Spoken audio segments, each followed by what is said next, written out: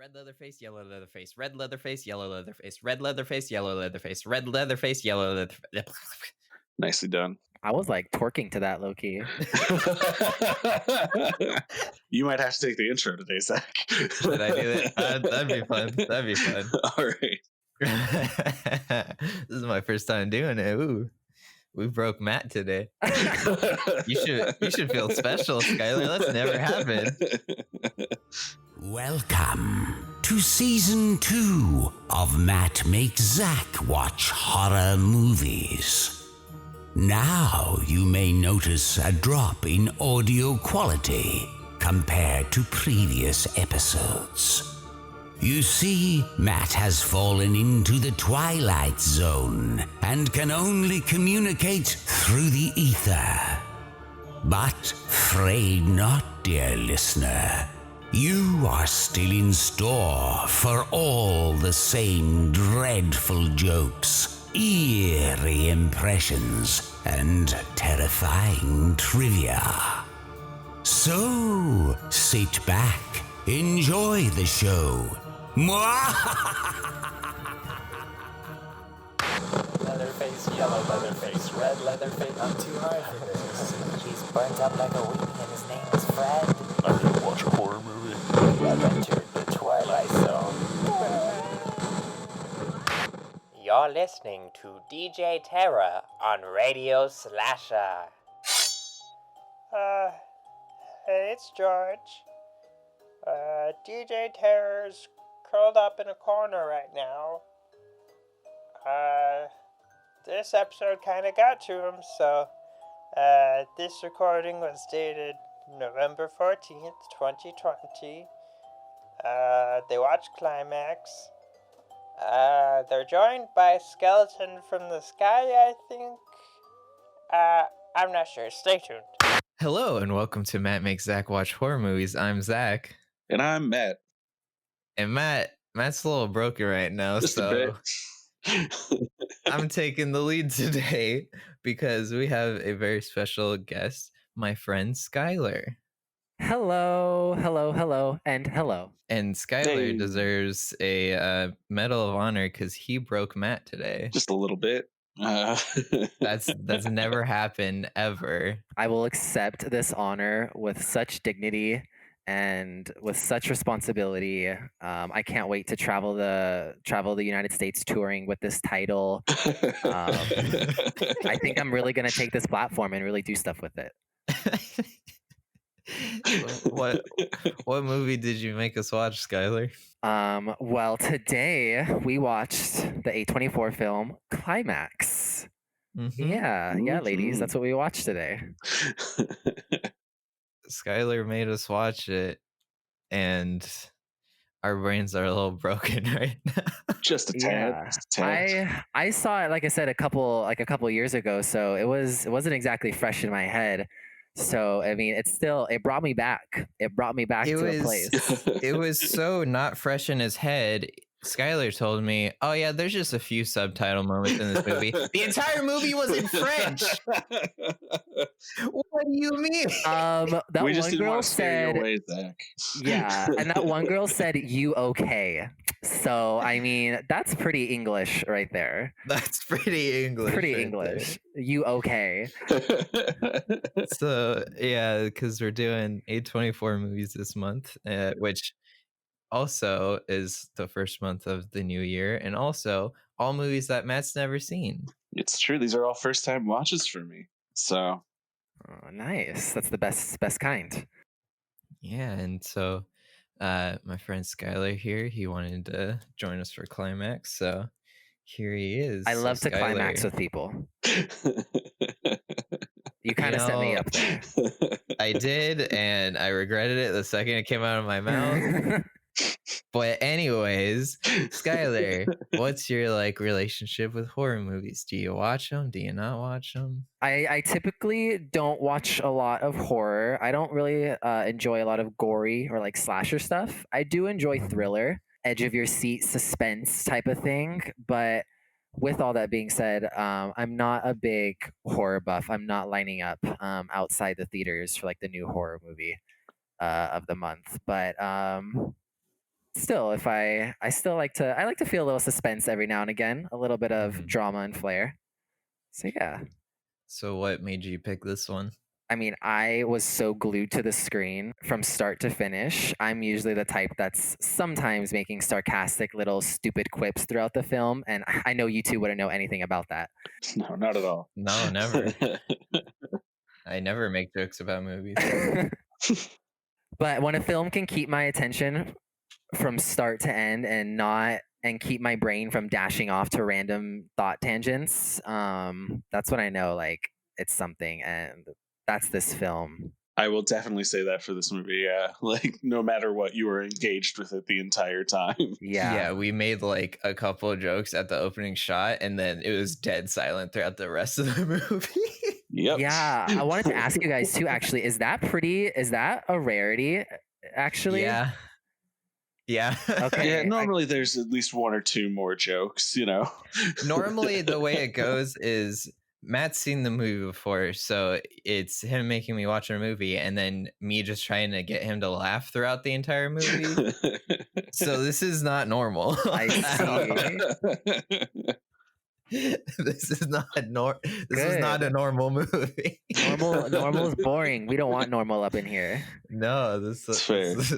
This was the most different horror movie that we've ever done on this podcast. Yeah. So on that note too, I guess Matt usually does this to me, but let's ask Matt, what did you think of the movie, Matt? That's a big mood right there. This movie was directed by first director Gaspar Noé, who I ultimately, even after watching this, what I think maybe was his most mainstream and accessible film, have a lot of mixed feelings on. And I have some mixed feelings on this movie, but it held my attention the entire time. I was engaged with it. It made me feel things. Yeah. I just don't know entirely if all of it worked for me. But it definitely was like an experience, and I really appreciate that. Yeah. I will take an experience of a movie over a boring movie any day, and like this, I will definitely be telling people like, you got to watch this fucking movie. Yeah, and for me, like, I haven't seen a lot of French movies, but in my head, this is exactly what I thought a French movie would be. This is like to a T what I pictured a French movie as, like super experimental and just like not the norm. And I don't know, everything for me in it like worked for me, and I was captivated the whole freaking time. Like everything they did with the camera was absolutely amazing. Yeah. Oh yeah, this movie looks stunning.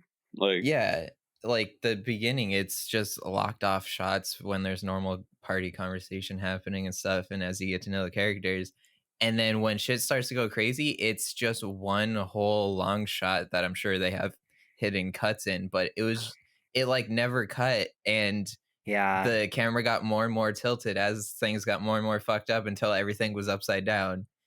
It was the coolest shit.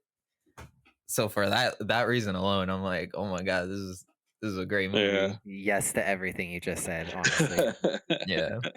So on that note, I normally do this, but I want to make Matt do it this time. Matt, can you play America's favorite game show? Summarize that movie? I can try. All right. You always make me do it, so. All right. Tell me when, man. So Skyler, usually I have to summarize a movie, but I think Matt's a little more broken than I am, so this will be good. I think we're all different, varying degrees of broken right now. You will leave this movie different. That's my summary. You truly will. That is not an exaggeration. Normally, we jump right into the podcast. We had to take a minute after the credits roll. I needed a 5. All right, Matt. All right, I'm ready. Let's do it. All right. 3, 2, 1, Go. So they open up on some like talking head interviews of all the dancers. It looks a lot like When Harry Met Sally. It's charming. It's delightful. You really want to get to know them. Then it's just that trippy white snow with the bloody lady in it. And it kind of tells you all you need to know about this movie, that it's gonna be that. And then they're doing a dance, and it's really, really cool, and it looks amazing. A guy turned into a helicopter. It was pretty great. Yeah, that guy's like killing it in the mosh pit, you know. So there's always one guy in the mosh pit doing those arms for some reason. And then they have some sangria, and there's a cute little boy named Tito, and I love him. I hope nothing happens to him. That would be bad. So then they all drink some sangria. Uh-oh, the sangria was spiked. Things are going really bad, really fast. And then, like Zach said, it's an amazing 40-minute long take that blows my mind. And everyone apparently secretly hated everyone else, and things just go terrible. One lady gets kneed in the stomach, but she's pregnant, so that's upsetting.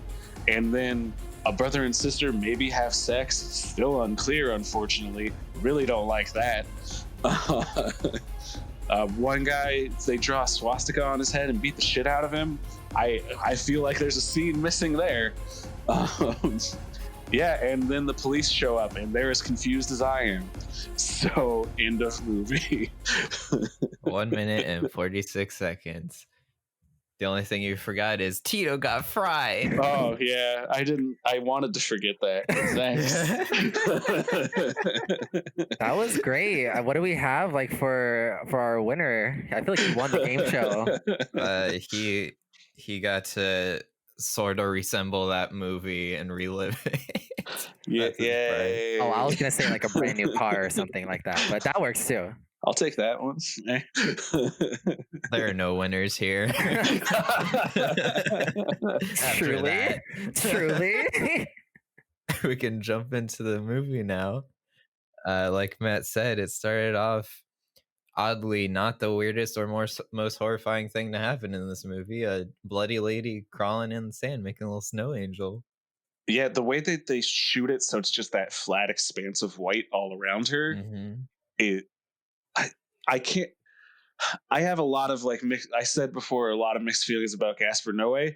His aesthetic is incredible. Mm-hmm. Like there's a reason he's still working, and everyone is always talking about his movies whenever they come out. They always look amazing, and from the opening shot of this movie, it's so intentional, it's so beautiful, and it's so upsetting all at once. Mm-hmm. I think the opening really needed that woman too, because I think it did a lot to set the tone kind of going forward. If it just would have went right into like the TV interviews, I feel like the tone would have been off going into the movie. Yeah. So I think that was a nice, deliberate, good call to set it up. It really allows for the tension to build, because we're like, well, we know something is going to happen. Mm-hmm. Like, we know that is the end goal of this movie, is that woman crying in the snow. So it just makes you nervous the entire time. Yeah. And after that, like Skyler said, it turns into some TV interviews of all the characters you're about to meet. That's the one thing I felt like this movie could have done without, because I feel like we got to know the characters more in the like party talk shots. Like I feel like we didn't need this one. I think that's fair. Apparently that was, I did read a little about this movie without trying to spoil it, but apparently that was like one of the things that was like test audience and like focus group was like, oh, it's hard to get to know these characters. So that was something they actually went back and filmed later. Matt stays coming through with the trivia. What the heck? I love that piece of information. Man. Yeah. That's his job. Yep. But I actually kind of like the video setup, especially looking at all the little DVDs on the side that were clear on this movie. That was cool. Like Possession and Che Andalou and stuff. Like that's pretty cool to see. Like him being like, I'm just going to tell you, if you pay attention to this little sidebar here, exactly what this movie is going to be like. Yeah. So it goes through that, and then it cuts to the coolest dance scene ever. Yeah. Just a really long take. So reading about it, I was like, oh, that's cool. But then seeing it, this blows my mind. That dance was largely improvised and was one take where they had to improvise all the camera movements. It's so cool. Holy shit. Yeah. Apparently Gaspar Noé was just like, yeah, I just like had like a crane and said I could push in and pull out with, and I operated the camera myself, and we just did it. It took 3 takes, and they added new stuff every time, and the last take was the one we used. Oh my god. Yeah. It makes it like even more impressive. Like, Yeah, that's talent for sure. Yeah, because this whole movie, the entire time, I was just like, this must have took so much planning and coordination. So the fact that they just improvised that first dance scene, that's crazy. yeah. I mean, that's why they cast all dancers, you know? Yeah. Oh my god. But yeah, and then you meet Tito, the little man. My himself. favorite. He's the son of I don't even know who that lady was. Like she's running the Emanuela, I think her place? name was. Yeah. I think her job was like group manager, you know? Mm. Yeah, I think some sort of management position. Yeah, because they say Yeah. she used to be on the team until she got pregnant. Yeah, and she looks Mm. older too. You Yeah. know. But yeah, Tito's her little baby, and she made the sangria, so already you're suspecting her. But she started drinking sangria too, so She almost got too. yeah. Because you essentially just meet a couple of characters, and then there's some locked off shots of some like party conversation, and then once it sets in that what's going on, everybody starts turning on each other. Yeah. To say the least. Yeah. I love the way that they build it by doing like the hard cuts between each conversation to the rhythm of the song.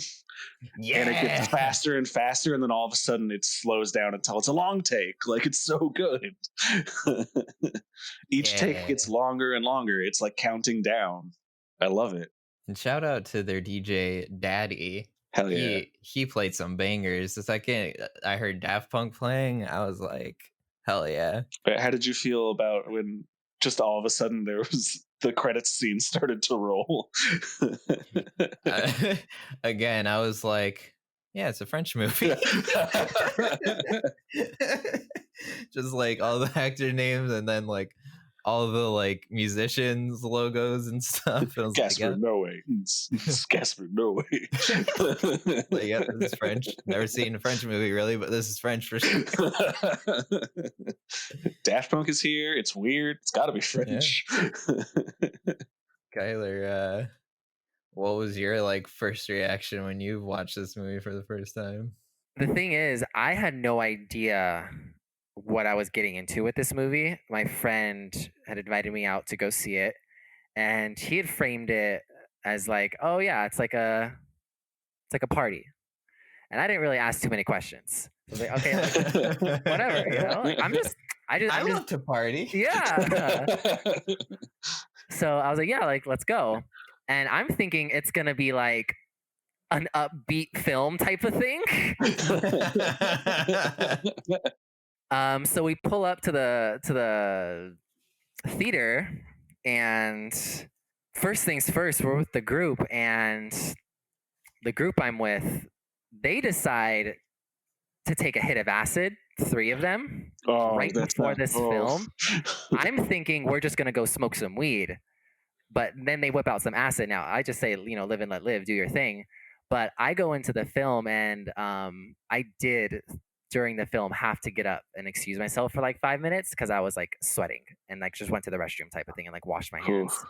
So I mean, so you lived this movie essentially. In a way, yeah, in a way. And then what was so funny is that the person I'm sitting next to, the friend who invited me, he cuts to me and he's like, "Hey, like, you good?" And of course, I'm like, yeah, like, I'm good, like, that's great. Meanwhile, I'm just like sweating and like shaking. But you know, I went to the restroom, got it together, came right back, finished the movie. all that to say is that my first impression of this movie, it got me, gal. It got me, gal. That's all I'm gonna say.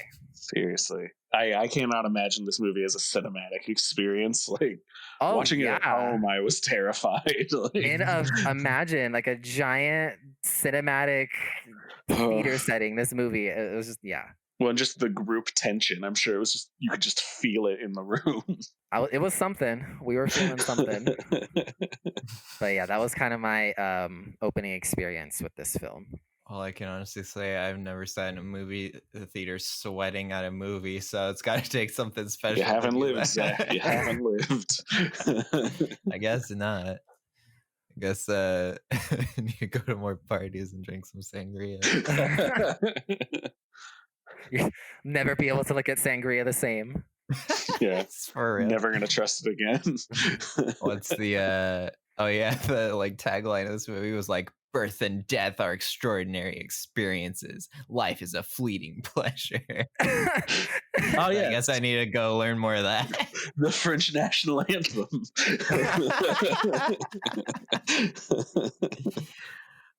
French listeners have left the chat. Oh, they left when we made French accents when we did High Tension. Yeah. we lost that audience. I'm not saying it's a bad thing. I just kind of agree with Zach that like, yeah, this movie's really French. Oh yeah, for real, French. Yeah. When they're like talking on the locked off shots, what flag were they talking about? I have they no never idea. showed it. Yeah, That's a good question. They kept being like during the like little like talking scenes before things went crazy. There was like hints of something weird going on because they're like, oh, that flag weirds me out, or oh, these crosses are weird. This school gives me bad vibes. And then they never touched on that again. I thought that was just supposed to be them slowly like getting more paranoid and getting like sinking into the feeling of the LSD and like starting to like kind of trip out a little bit. And like, do you see that over there? Yeah, I see it. Oh, I see it. Yeah. You know, like true. Because it starts to get more and more as the cutting starts to happen when it starts to pick up. Okay, yeah, that makes sense. I assumed it was the French flag because they're like, oh, I want to change the scenery, and they're all talking about going to America. Yeah. So I just assumed that was it, but they never showed it. So I was like, am I missing something here? But yeah, that makes sense. But yeah, and then all hell breaks loose. They start realizing that the sangria was spiked, and they throw out the one dude who was sober who probably could have helped them all. Yeah. Omar, yeah, they really got him. Yeah, because they really set up and made a point to be like, this person's not drinking and this person's not drinking. That'll come back later, wink wink. And Omar really seemed like the type of person who like he put others before himself. Like he seemed like one of the least selfish people there. I just feel so bad for him. Yeah. Then they start going for Emmanuel, right? Well, then the main lady, what was her name? Knife Feet, right? Selva. Yeah, Knife Feet. Yeah. She's also in Kingsman, and she has knife feet in that movie. So it's weird seeing her with normal legs. But yeah, she, after they throw Omar out, she goes looking for other people, and she finds the other lady that didn't drink and finds out she's pregnant. And then another lady comes in and is like, oh, you didn't drink? You're lying. And then proceeds to drop kick her in the stomach. I felt real bad for her. Yeah, it's real upsetting. I mean, that's Noe comes from, we talked about it a little bit on the High Tension episode, the tradition of like the new French extremity with his other movies, like Irreversible. He's real into like what pain can you put a person through and how much can I focus on it. That's where for me it's that thing of like, it just doesn't work for me. Like watching people suffer is not my thing. Yeah, I mean, I guess like for me it would have been that if they stayed with the pregnant lady throughout the whole movie, but yeah, they just kind of showed that everybody was like casting out whoever didn't drink, and then they kind of moved on from her, which I was surprised by. I figured like in a normal horror movie you'd be living through the eyes of the victim or like whoever's seeing the most horrifying stuff, but it kept changing POVs, which was cool. I think that's what really helps this one for me, and that like I'm like, oh, I finally have like, if somebody asks me like, where do you start with Gaspar Noé, I have an answer now. Like, you can start here. It's hard to like know how to film like one or two people, but an entire group of people and remain consistent. Like, they did a really fucking good job with this one. Yeah, I think it kind of it's a big part of the film's strength to me is how effortlessly they switch between perspectives, Yeah. and how real those perspectives feel, and it's like jumping from character to character. I feel like has a possibility to be really disjointed and messy, but to me, each character felt so in it and so like uniquely their own, with their own unique motivations, their own unique like desires, and their own unique like what they don't like. Yeah, anytime a film just has a huge eclectic cast of characters, that's a huge plus in my book. Yeah, and it did the really good horror movie thing that I've seen through these movies that I enjoy, is like you're more scared of what's going on not on the screen because your imagination goes wild, because like that's what they did. They like showed them like torturing the pregnant lady, and then it cuts to a different character walking by another character getting lit on fire, but you're still on this character where there's nothing happening to her, so you're more worried about what's going on elsewhere.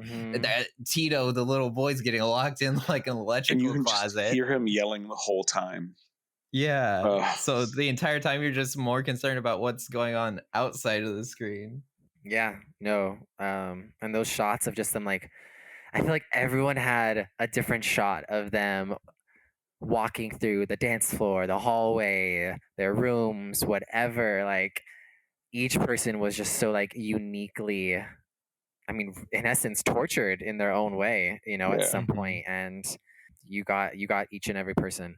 I was listening to an interview of somebody talking about like it's hard just to even like act drunk, but all these people had to act like they were on LSD throughout the entire movie. Yeah. I don't know what it's like taking LSD, but they made it seem like that's what it's like.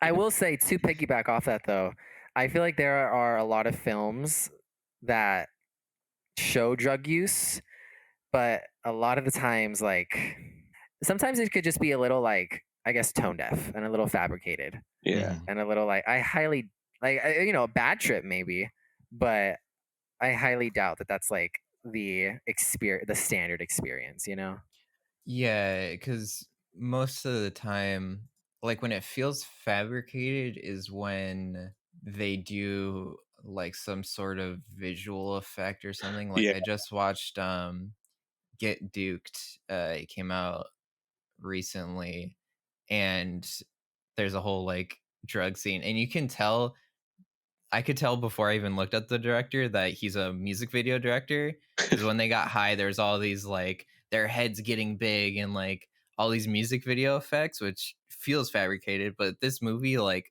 let all the actors do the acting and like sell it. Apparently that was another big thing that they wanted to focus on, was like, we are never going to cut to what they are hallucinating. We will never, like, it's waste. That's what makes it a horror movie. It's way scarier to see them freaking out to nothing almost, and then having to just turn on each other. Yeah, definitely. Yeah, kind of piggybacking off of what you were saying too, Zach. I think what comes to mind is Black Swan. Have you guys seen Black Swan? Yeah. That like rave scene when they're with Mila Kunis and like Natalie Portman, like, it was just, it kind of took me out of the movie. That movie's amazing. I think it's amazing. But that one scene was just, it felt like a high schooler, like imagining what it's like to go to a rave in that film. And that's kind of like what we were talking about, like how when it feels fabricated. This film had none of that. I feel like it really didn't have any of that. Like, this is what, like, oh, I'm just gonna imagine, like, this is what it is. I will say he's right. Like there's a lot of intentional artifice in Black Swan, but that is like the scene where you're like, oh, you just didn't know how to film this, did Yeah. you? Like Darren Aronofsky does not get high. He's not a cool guy. Like, Truly. But this is, not to shit talk Black Swan because it is amazing, and this is a episode about Climax anyway. right. Usually it's us that has to say, so anyways, but we watched Climax, but here's Skyler's wrangling us back in now. I'm reining it in. Who would have thought? The stars must have aligned. This will not happen again. You broke us with this movie that bad. And then, so what kind of happened after that? It's just like an entire it's like just stuff happened, like, and then it didn't beautifully stop. Choreographed panic attack happened. Yeah. I like how there's just like certain characters that were still just vibing the entire time. Like, yeah, for real. Well, yeah, like Daddy and his. I was unclear. Is that supposed to be? Is he like his daddy's boyfriend, or are they I just think good they're like friends? They just they're had like a good house time. members. They have like a house or something. Yeah. Yeah, it felt like Daddy was like the older experienced guy, House and, like, father. taking him under his wing. Yeah. I loved that. Like, even like when they're like, "Oh no, we think it's LSD," Daddy was like, "Oh, here we go again." Like, that was just. I'm gonna go get my wig. Like, I'm gonna turn on the music. You'll all be fine. No, Daddy was a whole vibe during the entire movie. Like, I want to be him. Yeah. Like, I kind of saw it coming, but they totally used the guys who can do like the dislocating dancing stuff to sell the horror aspect of it. Like there's just one time where there's just a dude in the background doing that just unsettlingly. Oh, I think I know what you're talking about. When he's got his arms up behind his head and it looks like they're backwards. He's just like out of focus in the background, so it's just like, stop it. Hey, in case you're not uncomfortable, just a reminder, be uncomfortable. But yeah, and the fates of the characters. Tito gets fried. He touches the electrical thing, but you don't see it. It's just like the lights go out and you know what happens, and someone just yells, Tito got fried, and they laugh. Yeah, that was a moment. How did the mom die? Poor Tito. It looked like she cut her wrists. Because remember, she says, like, I'm going to kill myself. She was holding something when she said that. I couldn't make it out, though. But when the cops find her body, it looks like she must have done something because there's like all the blood around her. That fucking idiot firefighter. Ma'am. Like, in hello. A pool of blood. Yeah. Or like, madame. It's like, girl, how did you pass? You're not even like taking a pulse. Like, be professional at least if you're gonna pretend she's okay. But yeah, because she put Tito in the electrical like closet and locked him in there to keep him safe from everybody else. But then she lost the key, and Tito fried himself, and I guess she killed herself there. God, that part where she's like tearing up the couch cushions looking for a key, like on acid. Mm-hmm. God, that sounds just monumentally horrible. Yeah. A lot of everything about it. A lot of characters just end up fucking. So it ends on them just like cuddling after the fact. I feel like Daddy and his little homie had like the nicest ending. Yeah, they just had a good time. Like, yeah, because his little homie was like, I bet I can fuck that straight guy. And then it didn't work, so he was just crying, and then Daddy came in and was like, don't worry, little guy, you're home. And then they just fall asleep. Go take a nice nap. I feel like that's how like me and Matt would be at a party. I would just be crying in a corner and you'd come and be like, we'd just pick you up and carry you to bed. They did it right though. It's like, if you're not having fun, just leave and go to sleep. Like, it's really that simple. Like, just leave. That's one thing. I kept thinking that like the whole movie is like, how are none of them just going like, I'm going to fucking bed. This is weird. Like that was my one frustration with the classic like horror movie people doing stupid things. It's like, things are going on. why don't any of you just go to your room and lock the door and go to bed? Like, I do like they do kind of show people Yeah. trying to Yeah. do To that. their credit, like I think Selva, Yeah. I mean, she tries to get space. The short, like blonde girl, I feel like she tries to get space. Like, I feel like they do try to, at some points throughout, like try to get space, Mhm. but I think when you're just fucked up like that, like maybe you just don't want. Yeah. The last thing you want to do is just shut yourself in a room by yourself, you know? Yeah. Right. You're already scared. Why are you gonna be Yeah, alone? I think that's why a lot of it just ends up to fucking, because it's like at least they're with someone, you know, and it's almost like a primal. It almost just goes primal. Yeah. Yeah, I mean, they started smearing cream cheese on themselves. That just looks fun. Right? Honestly, that probably would be fun on LSD. Yeah. Oh my god, this whole movie was the epitome of I'm too high for this shit. Yeah. This movie could be called I'm Too High for This Shit, the movie. Oh my god. Can we talk for a minute, though, about Selva's freak out? Like, easily like one of the top 10 like freak outs in a movie ever when she's just dancing by herself. It's so good. Yeah, because it's like you don't know what's going on behind her, like in her head, but you know, like when she sticks her hands like underneath her like leggings and then starts to freak out because they're stuck in there, like, and then turns it into a dance. Like, I love it. Tito like screaming in the background of that entire like sequence too. Yeah, even Selva's opening dance number too. That served so hard. At the very beginning, before it all went to shit, she was a big standout in the circle for me. Well, because she's like the leader of the troop, right? I don't know that actually. If not like the actual leader, like the everybody looks to her sort of thing, like she just takes lead. Yeah. She's the Dom. Actually, no, she's not the Dom. There was a Dom there. Who would you say I meant that Dom? literally, like Dom. Oh, there was the guy named Dom. Yeah. And you know what? She was physically Dom and also metaphorically Dom too. So anyways, like what else is there to talk about? I'm very curious about I would love to hear from both of you. Because I feel like this can like tell a lot about a person too. Was there one character, or maybe a couple characters, but maybe one particular standout that like you guys kind of resonated with in terms of not necessarily like physicality, like, oh, I'm physically compatible or I like physically look like them, but like almost like a deeper connection, like an energy or like a soul, like, oh god, like I really resonated with that character. Like that character was I was looking. You would be this person, sort of thing. Yeah, you're living the film through that character's eyes. Like, who was that for you guys? I'd love to know that. Matt. For me, I think it kind of was Selva, where she's just the whole time trying to stay calm, but like can't. You seem very like you have a good head on your shoulders. You would be the Selva, I feel like. I try to, yeah.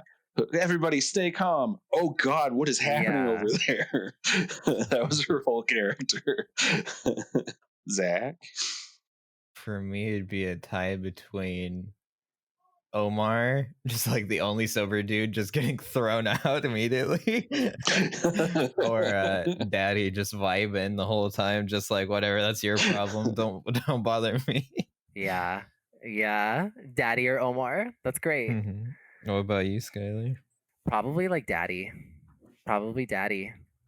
Just vibing. Yeah, honestly, either Daddy or his little Riley. Because I think at the end of the night, I still would be there to have a good time type of thing. But at the end of the night, like I think I would still end up like in a bed, not like on the floor scratching like my eyes out or something like that. I have faith that I would still like end up asleep at the end of the night. So probably Riley, I guess. So there you go. It's you're crying in a room at a party, and then I show up to tell you everything's gonna be okay. I mean, I was having a good time prior, you know. We were all vibing prior, but it ended in tears. And you know what? I probably would be thirsting over a guy that doesn't show me a lot of interest. So I mean, that did happen on our Italy trip. Oh my god, yeah. Well, it's because I don't like, if I know that you're into me, that just takes it out. It's like, ugh. Gross. So boring. Like there's no stimulation. Anyway, so yeah. So you are Riley. There Yeah. you go. Guess the other like fates of different characters. Omar was just froze to death out there, and pregnant lady So just sad. bled out. Like the only two people who weren't LSD'd up just ended up dying out in the cold. Yeah. Yeah, I think there was definitely a good chunk that made it out, but also a good chunk that didn't make it out, you know? Mm-hmm. Yeah, there's some people that probably have no idea what really happened. It seems like they're gonna wake up and be like, "Wait, what happened? I thought we were all just dancing. I had some cream cheese on my face. It was a good time." Did we go to a bagel shop? Yo, where's Tito?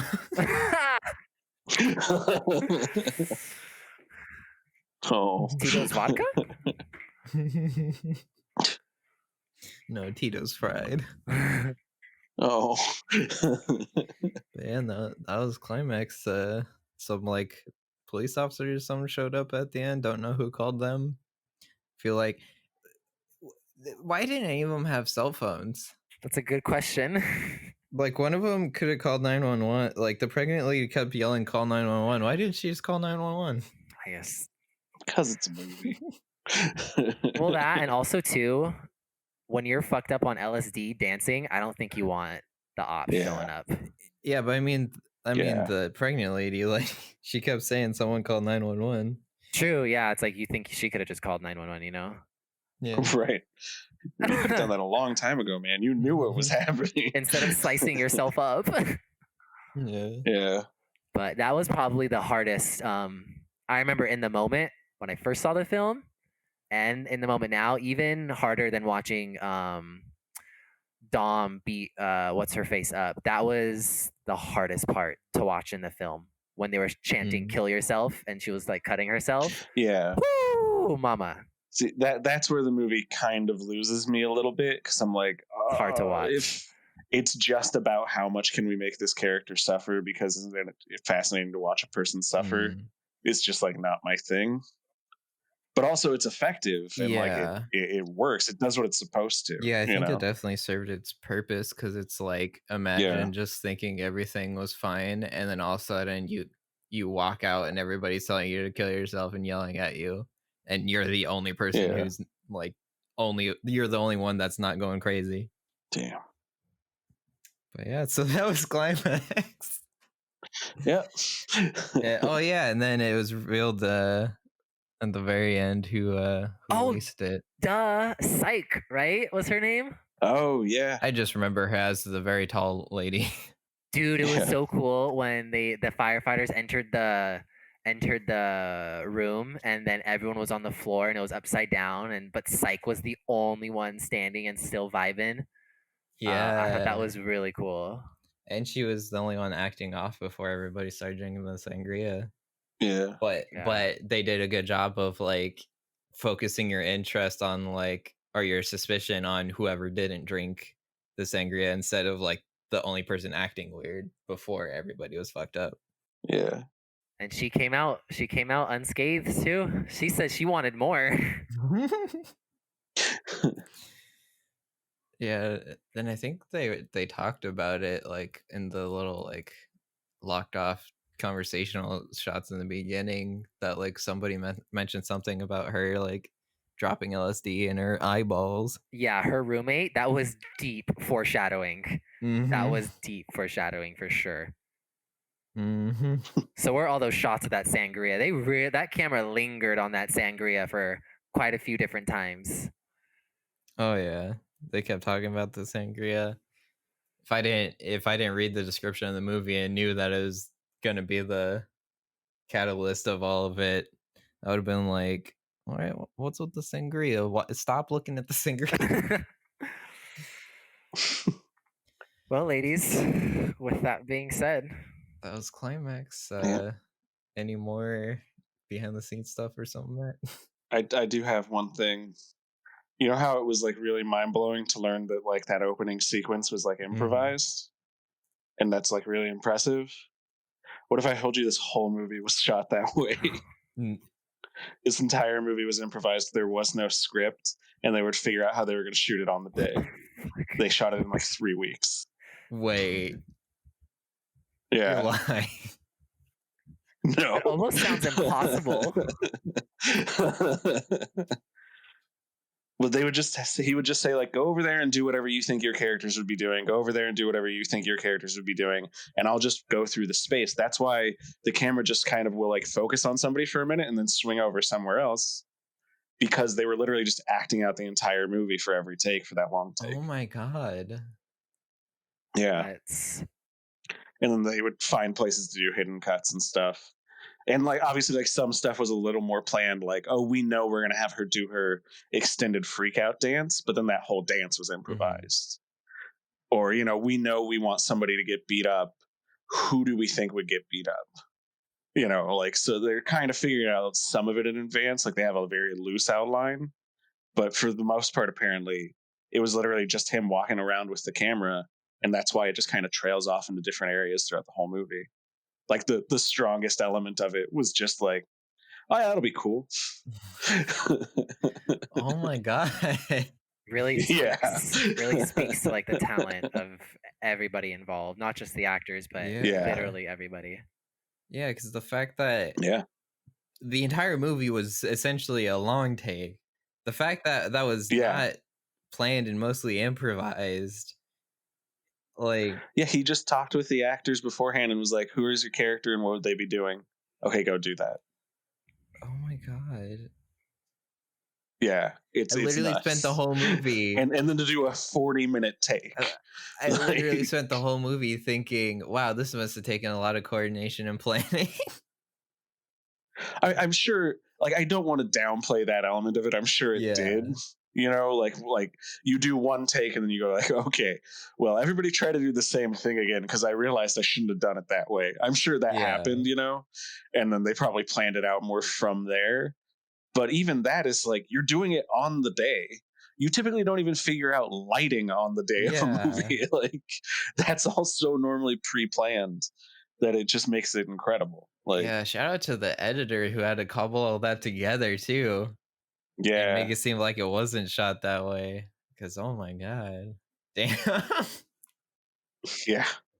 Well, I'm glad I rated this movie 5 stars on Letterboxd. Because that's impressive. Well, on that note, any closing thoughts? Do you guys want to go dancing? I'm good. I'm all set, thanks. All right, I'll next never time. look at sangria the same. Yeah. Used to like it. Any closing thoughts on the movie, Skyler? I guess it's a movie that will I guarantee that this movie will make you feel something, and sometimes that's enough for a movie. I mean, there's so much more, but there's nothing worse, in my opinion, than seeing a cool movie. Yeah, it's cool, but did you feel anything? No. You just kind of go about your day Yeah. after. Like, you will feel something after this movie, and that's a strength. Yeah. Matt? Yeah, I would say largely the same thing. Like, even if you come away, seems like the type of movie that not everyone Yeah. will like. You will come away having like experienced something, and I think that's always like valuable in art. That was definitely an experience. All right, cool. Skylar, I know you're not like big on social media or whatever, but anything you want to plug or talk about, or I mean, y'all can follow my Twitter if you want. It's at Sky Skeleton. there you go. There it Go follow is. him. Don't go dancing with him. If you see him at a club, don't drink the sangria. I mean, just depends on how much of a good time you want to have, really. Yeah, it depends on how much of a good time you want to have. If you want to have a great time, just leave. Don't drink the sangria. Hey, I was in bed by the end of the night. I wasn't on fire. I wasn't scratching my eyes out. So, I mean, I don't know. Hey, Matt, where can everybody find you?